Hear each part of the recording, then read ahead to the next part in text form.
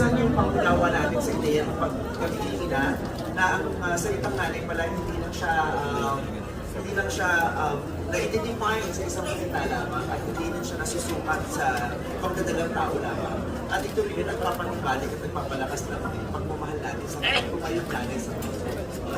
Right. I think that's for us then. Siguro rin na yung love letter namin para sa kanila. Kasi yung pagiging nanay naman, it all comes in different forms. So I guess yung para sa akin, yung pagkaka-update ko kasi pagiging nanay, hindi na siya naman measure by blood eh. Hindi ko yung biological mother is yun lang talaga yung the family, the members of the family that they love. Nice. Okay, I have one last question before we let them go. What do you hope for the audiences and the viewers to feel after watching your movie?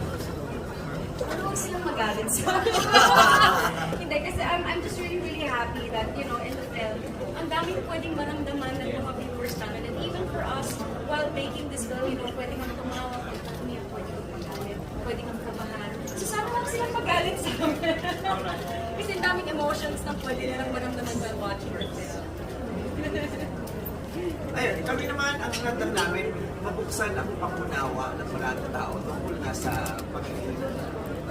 Here we have it, a love letter to their mothers. What a wonderful film. Congratulations on the success, Ms. Vice Ganda and Nadine Lucien. Thank you Please so head on much. in. Guys, Thank you po.